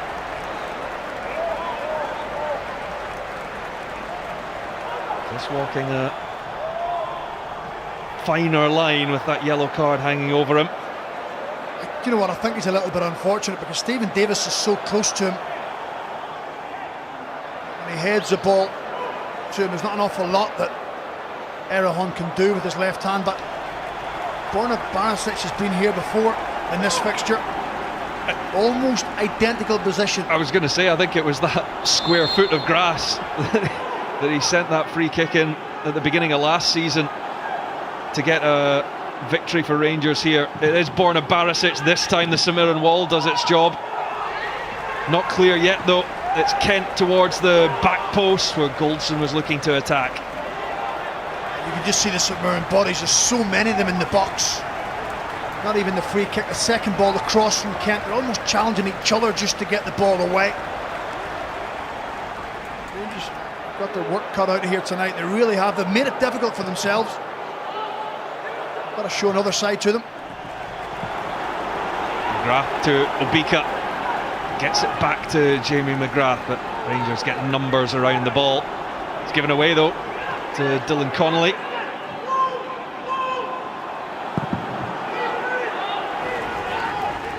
Should drop for Marcus Fraser. Cushioned it well for Connolly, who's now got Borna Barisic as a direct opponent. Yeah, they just haven't had the same rhythm in the second half, Rangers. Been a little bit loose in possession. They've encouraged St Mirren to come and win the ball. It was a piece of magic, wasn't it, from Jamie McGrath to get the second goal, but there's certainly plenty of Rangers players around the ball. Steven Gerrard will be disappointed for a defence that's been so solid, so strong. Get cut open.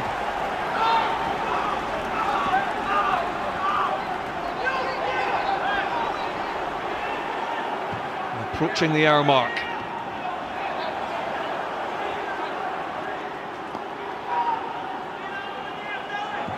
Balogun for Barisic.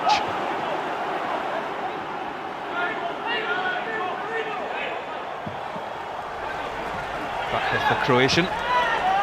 Kent.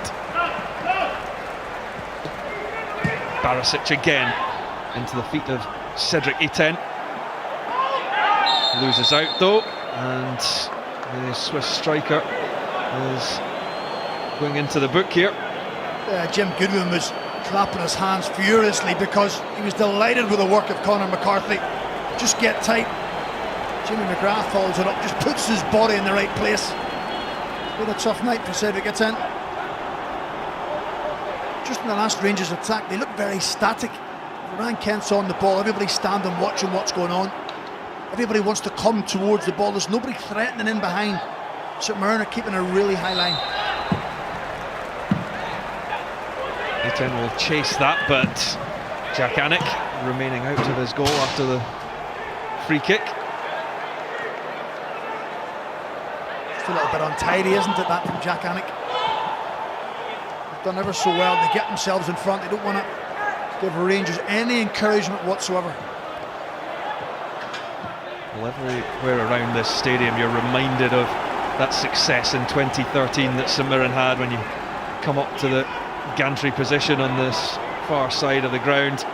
You walk up the steps which are painted in the names of the 14 men who took to the field, plus Danny Lennon and Tommy Craig, who masterminded the victory over Hearts, and they oversaw Aberdeen and Celtic on their way to that final.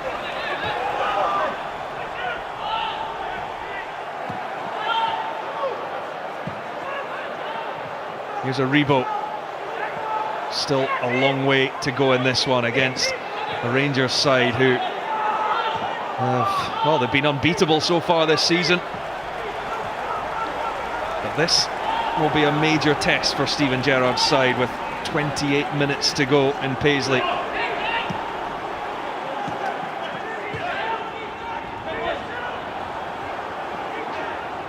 It's Kent. Etienne just fending off his man. Kent goes for the return. He was clipped, or not so. Kent going down, and it is going to be a yellow card for simulation for the Rangers player. Certainly quick with the whistle, wasn't he? The minute the whistle went, I thought he was going to point for a free kick. Ryan Kent doesn't seem to be too upset about it. There's no questions being asked of him.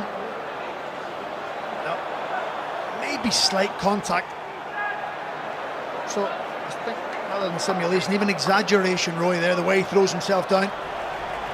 He's trying to win himself a free kick. David Dickinson having absolutely none of it. He's had a good game, you know, the referee considering he got the late shout.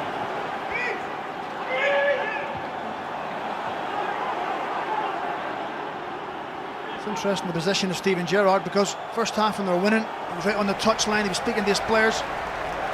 He's put the reverse lights on, he's standing right in the dugout.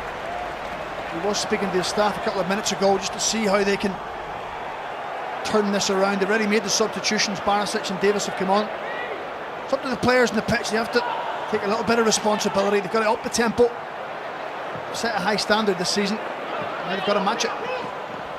And he's certainly got plenty of players who have come up big for him in many occasions this season.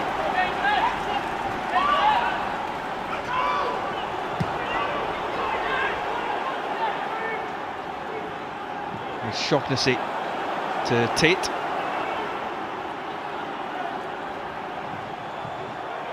Cut out by Tavernier. Kent switches play on to Balogun, and now Davis, with all his experience. Shaughnessy managed to get a foot in ahead of Iten, just to break up Rangers' rhythm. Yeah, there's no doubt that second goal has unnerved Rangers a little bit.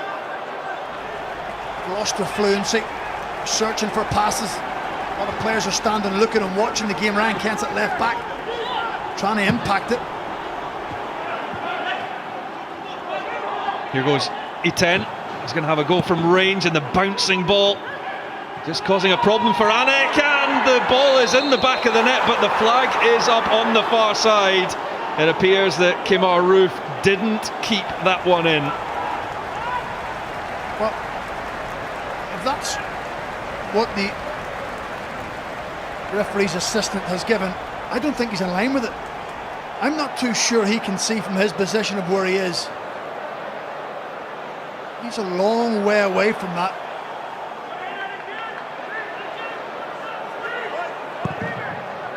Graham Stewart, the near side official. It looked very, very close indeed. Connolly. Kent backtracking.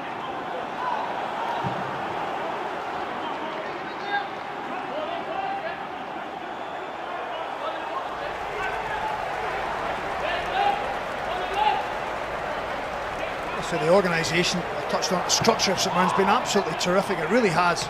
The work rate, the discipline to get back into the shape. It's really made Rangers work ever so hard. Haven't been flamboyant in possession, St Mirren, but got a solid base to build from. Mason, it's cut out by Stephen Davis.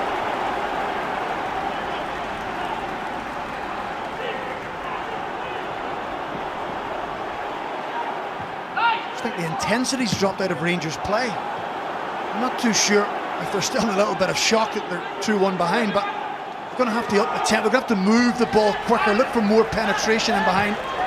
Just now they're playing in front of St Mirren, which is suiting them.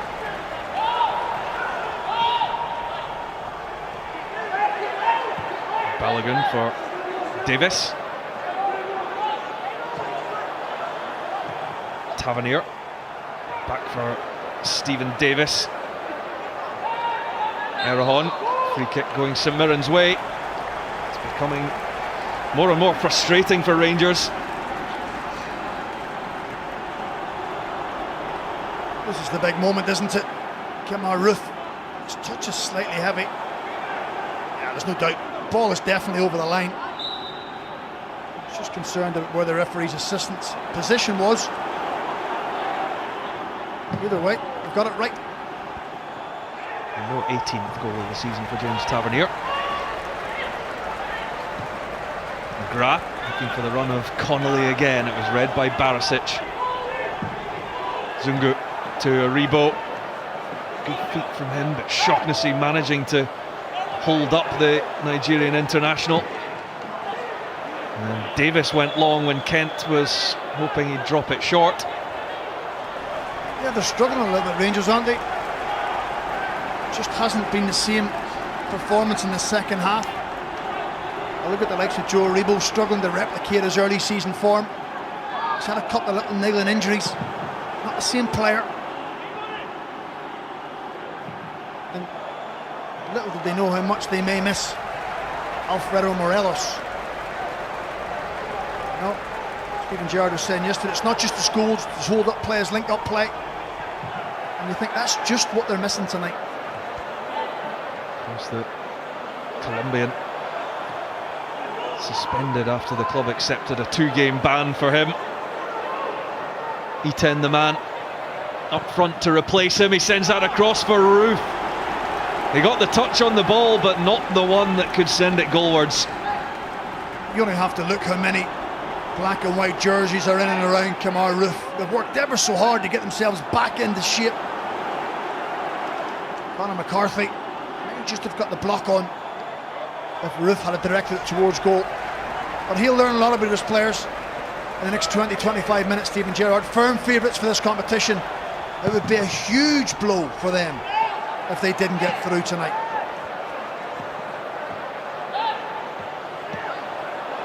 Well, Hayes onto McGrath and Connolly. Whips his right boot around that again. Obika will battle away with Goldson, but it's well defended. Although it will be a corner kick. The last touch coming off a Rangers jersey. Yeah, Alan McGregor was certainly exasperated by that decision, wasn't he? It looked from here as if it came off the face potentially, or the forehead of John Obika. Well, looking a little bit untidy with the header. Yeah, it comes off the chest of John Obika. The Rangers got to forget about that, defend the set play. Well, McGrath to take it. It's Tate at the back post, and McGregor can claim right on his line.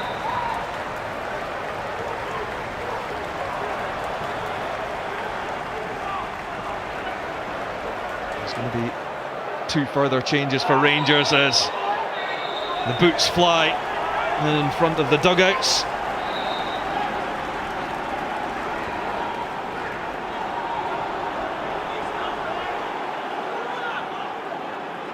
Play by Bradley Mason, Richard Tate all getting involved. Jim Goodwin, back in the day, he'd have been amongst that as well.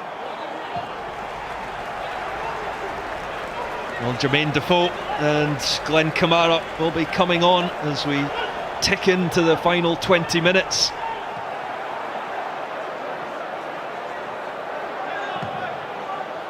Roof lets it run. Etan and Davis, he's found the strong pass out to Kent, but the effort from him, not what was required. He didn't gather the full shot. That was a good play, wasn't it? Etan, Stephen Davis getting involved, and just where you want Ryan Kent, in a wide area, can you make something happen? It just doesn't generate enough power with that left foot. Jack Anik, thankfully, into his midriff.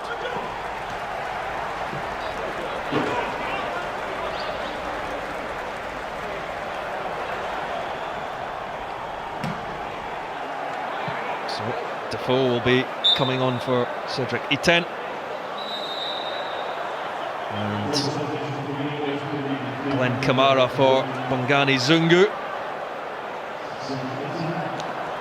Itten makes his way off after a sick start for Rangers. And on comes Jermaine Defoe, who just recently made his 800th appearance in senior football. He's into the 300s for goals, and Glenn Kamara joins him on the pitch. Yeah, Steven Gerrard's all in. He's got his big players on. He needs a response, desperately needs a goal. This would be a really disappointing night for the Rangers manager if he couldn't get through in this tie. Huge favourites before it. St Mirren have been really, really good, got to say. They've brought their newfound confidence into this. They haven't given up, structure to play to. Every player works ever so hard out of possession. That can't be underestimated when you play against one of the top sides. You'll be certainly looking at the clock. You'll be thinking it's stopped at times. Connolly, free kick for the challenge by Barisic. The Betfred Cup was the one that got away from Rangers last season. It shouldn't have. They were by far the stronger team in last season's final against Celtic. Somehow Neil Lennon's side managed to win that one, but this time Rangers heavy favourites for this tournament. It's McGrath in and just wide. The flag was up though. They wouldn't have counted. Smart save by Alan McGregor in the end, isn't it? But yeah, Joe Shaughnessy started in an offside position, then challenges for the ball. Fishers have got it spot on.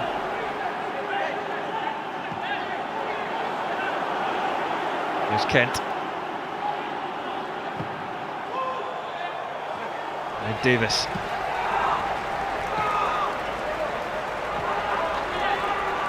Kamara alongside him again. Kent with the touch. Goldson just had to react. Gets it back from Tavernier. And it's just not as slick and tidy as we've been used to from Rangers. Davis. Now James Tavernier to let fly. Oh, Nanek almost let it roll out in front of him. And the outstretched arm regathered it at the vital moment. Yeah, and it's a St Mirren structure and setup that's forcing Rangers to shoot from long distance. Very scrappy, isn't it? Goalkeepers always pride themselves in clean hands, they talk about. That certainly wasn't. But eventually, second attempt, they got the hold of it. But St Mirren are just getting deeper, aren't they? You know, out of possession, they're quite happy to drop deep. They're congesting the space for Rangers. Now with Jermaine Defoe, they're saying cross the ball if you want, because our two centre-halves should be better early than what he is. Barisic does manage to whip one in, but only into the path of Doyle Hayes. Connolly, it was good battling as well from Jamie McGrath.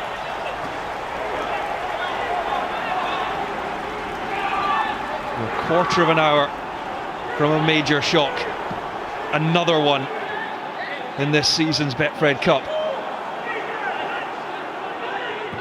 It's Kamara for Joe Aribo. Looks to get turned. It's Doyle Hayes who again manages just to get a little toe in to disrupt things for Rangers. Davis back for Balogun. Davis again. Kamara. Jermaine Defoe. Kent. It's so congested. Davis might find a way through here though, but another avenue closed off. And Connolly was hoping he might go from one end to the other, but that quickly came to an end. Yeah, they're going to need a little bit of magic from an individual, aren't they? They're going to need someone to open up the space. Maybe Roof is that man. Sends it across, but Rangers will have to make do with the corner. Yeah. Right on the money. Kamara Roof, lovely little turn, lovely little flick. But again, number of St Mirren jerseys back behind the ball. Borna Barisic sends it in. Goldson again became the isolated man in the middle that they were looking for. Davis swings it back in, and Goldson once more. Well, he was asking the question of David Dickinson.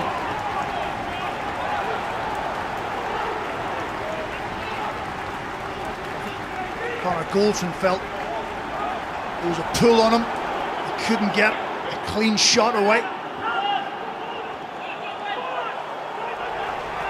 Here's Kent. Tavernier.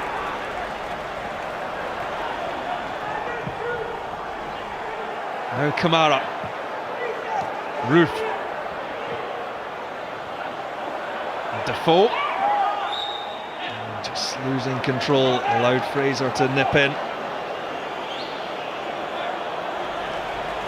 This was the ball in from Stephen Davis and Connor Goldson alongside Joe Shaughnessy. He's appealing for something. I think it's more in desperation from Connor Goldson. Joe Shaughnessy just holds his ground, fights for that space. He needs a big player to deliver. There's been a lot of positivity about Rangers this season. They've been absolutely magnificent. They really have. With 13 or 14 minutes to go, he's thinking, who's going to be the player that's going to turn this game around for us? As it stands, they're heading out of the cup. A cup that everyone expected them to win. Who's going to make their mark?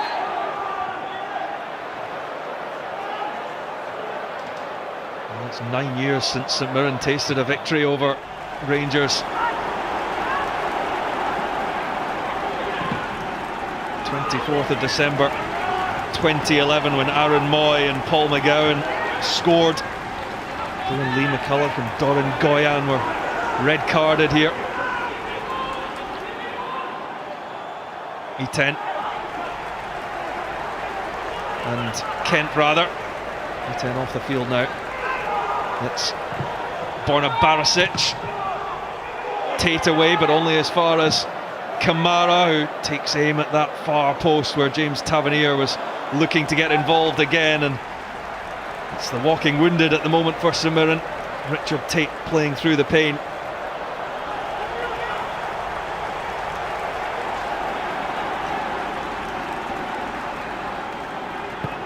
Tavernier, height for Goldson to attack, but wide it goes, and it's another moment that St Mirren survive. Yeah, clock slowly ticking. Jim Goodwin certainly said there's a few comparisons between that side from 2013. We won the League Cup on his side. Camaraderie, should they work ever so hard. Some good individuals, but everything's based around the team. And that's what his side have shown tonight.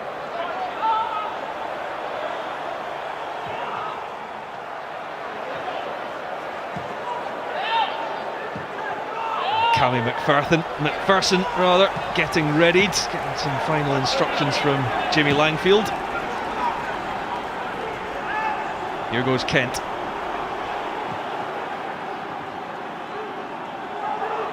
Tavernier drops it back for Goldson. Davis. Kent again. Tavernier trying to work the space for the cross. He does find Kent with an opportunity to send it in, but it's repelled. Balogun loses out to Obika. Real strength from the forward. He needs some help, and he gets it from Connolly. Now Connolly's all alone. McGrath is joining him, and well, the head injury for Leon Balogun is going to stop play. The Rangers defender needs attention now, and it doesn't look good for the Nigerian defender. Yeah, it's a ball that John Obika has every right to go for. He doesn't raise his arm to try and impede Leon Balogun. He just uses his physical prowess. Well, Cameron McPherson has been out for a long time. In his first appearance of the season, as he replaces Dylan Connolly, who's had a superb game for St Mirren. The concerns for Leon Balogun.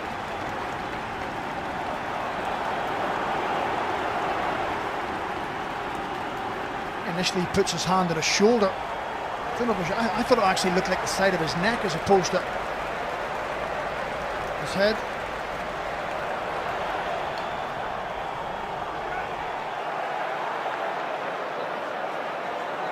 Playing devil's advocate with that one, Rangers fans may ask the difference between that and Alfredo Morelos at the weekend. Well, he doesn't throw his elbow. He doesn't use it, or his arm, sorry, he doesn't use it as a weapon. You know, he doesn't play in an unsatisfactory manner. He's putting it out, use it as leverage, and Alfredo Morelos did use his arm initially for leverage on Sunday, but then the second movement is what the compliance officers had a look at. So I don't think there's a lot of similarity between the two of them. Well, Yanis Hadji will be the final change for Rangers. Leon Balogun. And when you see a player in a distressed state like that, there's no way he should be playing on. And the Rangers medical team just ensuring that he gets off safely.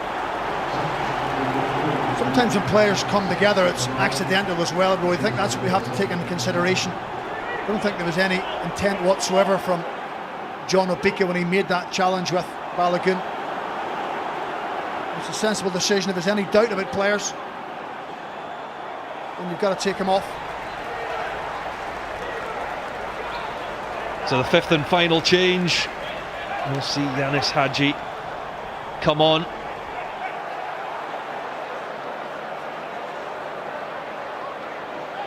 So the Romanian tasked with the final 6 minutes of this tie to keep Rangers in the Betfred Cup.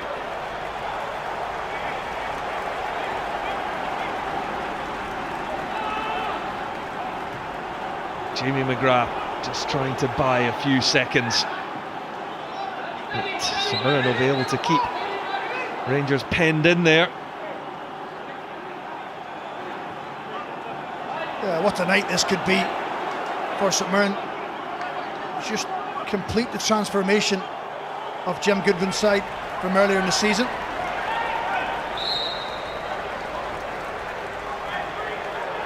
Borna Barisic has just gone in as a centre half. Joe Aribo's got himself to left back.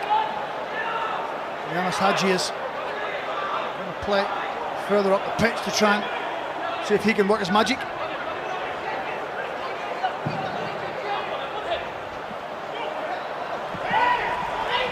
Roof couldn't take it in. It's Marcus Fraser who can knock it clear. The 2016 League Cup winner with Ross County, the right back. You've got to say, since that second St Mirren goal, don't really remember Jack Anick having to make, you know, an outstanding save. He had the shot from distance off James Tavernier, but they haven't worked him anywhere near enough, Rangers. Hibernian, St Johnstone are already through. They've been joined by Livingston, 2-0 winners against Ross County. So we know 3 of the 4 semi-finalists as things stand. St Mirren are joining those 3 at Hampden. Semi-finals to be played on the weekend of the 23rd and 24th of January. Here's Kent, Roof, Hadji, Goldson, Hadji again. Now James Tavernier shows too much to Errejón, and this is going to be the pattern of play for the final 4 minutes. There will be a fair degree of added time because Leon Balogun was down for over 3 minutes.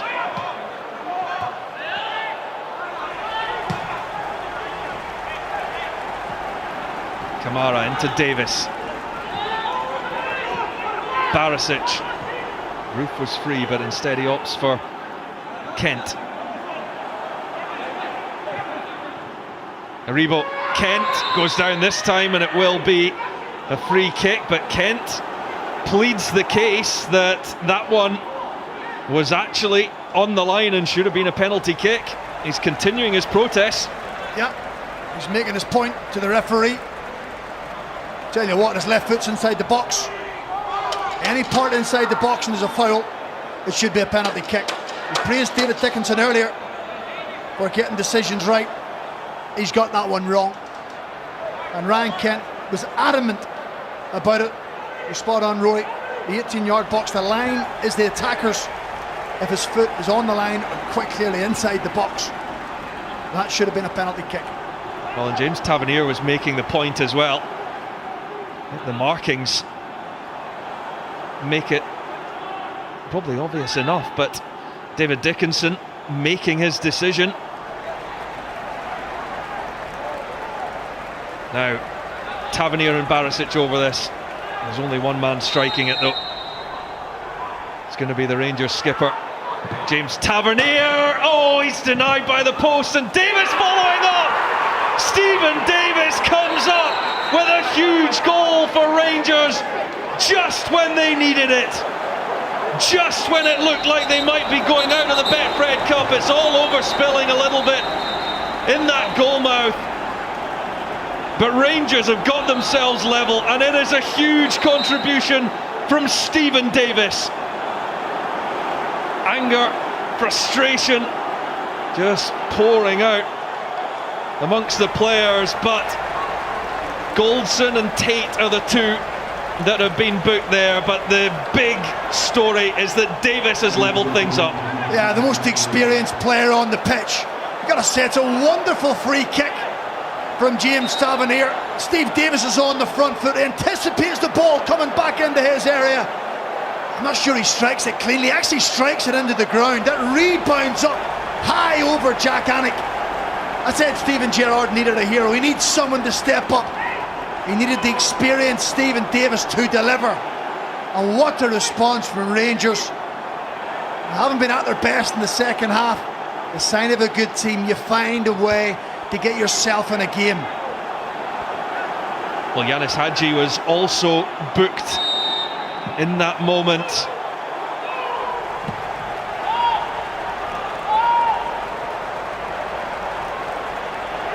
Well, what drama in Paisley. Rangers rescued by Stephen Davis. James Tavernier firing off the frame of the goal. Doyle Hayes into McPherson. Here comes Mason out on the far side. And it will be a St Mirren corner. They aren't finished yet. Oh, they certainly aren't. This is where Rangers have to stay switched on. The 4 minutes goes up just to reaffirm that injury. Leon Balogun, the majority of that time. Wouldn't it just be like St Mirren to strike right back? Well, as it stands, we're heading for extra time. Jamie McGrath to take this corner. Swings it in, it's a decent delivery and off the line, and St Mirren appeal this time for a penalty. David Dickinson straight away turned the appeals down. Stephen Davis, isn't it? He gets himself back onto the post. My initial reaction is it comes off his chest, and I think it does. It just runs down his chest, a big let off. Well, McGrath again takes aim, out comes McGregor, gets a good fist on that. Doyle Hayes back out to Jamie McGrath. Oh, and what a save by McGregor, but turned in! It's Conor McCarthy in stoppage time! The St Mirren hero! Rangers, it seems, are not invincible after all! The St Mirren dream stays alive! Oh, they had the warning sign a couple of minutes ago. Jake Doyle Hayes keeps the ball alive. There's actually an overload at the back post. Someone has dropped a marker. Someone has left Conor McCarthy free. And when the ball comes back off Alan McGregor, you've got to say that's a terrific save down his left-hand side. He shows his frustration because nobody reacts. Conor McCarthy, you talk about spirit, you talk about determination, you talk about desire. St Mirren have showed everything in this game, and somehow they look to have got a winner. Just wow. Conor McCarthy, the man who scored an own goal at Ibrox in the league when these teams met, he has come up big, and now Stephen Gerrard is praying for a miracle from his players. They've got 2 minutes left, and there is a red card being shown. Jim Goodwin is heading up to the stand for the remainder of what is left of this game. In conversation with the stand-in fourth official, Chris Graham.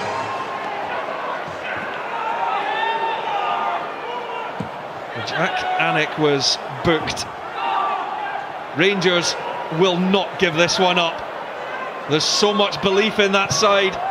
Kent sends it in. Aribo managed to get the header, but unable to trouble the goal. Just like, it looked as if Rangers had saved the day. They were going to take the game to extra time. But St Mirren didn't give up, did they? They stuck to their task. They forced the set play and they just couldn't get it away. And St Mirren will just buy a few more seconds here as Lee Irwin comes off for Jonathan Abika. He'll take as long as he can. Rangers desperate to get the ball back into play. St Mirren crying out for the final whistle.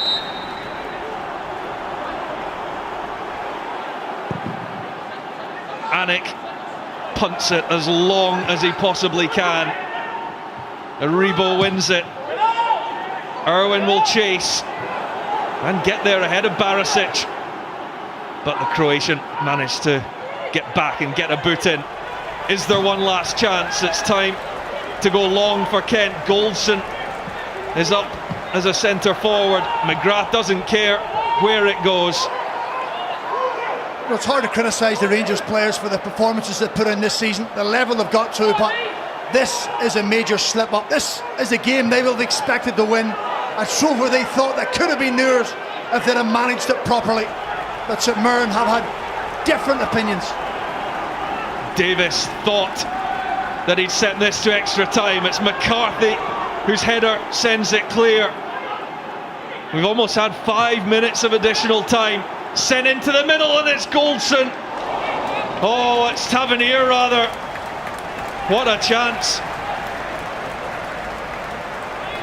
It is, yeah, it just drops over his right shoulder, doesn't it? That looks as if that is the last opportunity. Prods it towards the goal. I wonder could he have put more power in it. But Anik grabs safely.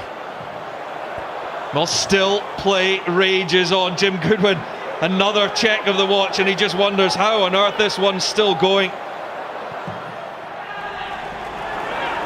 Late drama at the Smysa Stadium in Paisley. Still, there's no final whistle, but there is now. St Mirren have done it. Rangers are out the Betfred Cup, and St Mirren are heading to the semi-final thanks to Conor McCarthy, who keeps the dream alive. It's been the season, the competition of shocks, this season's Betfred Cup, and St Mirren have come up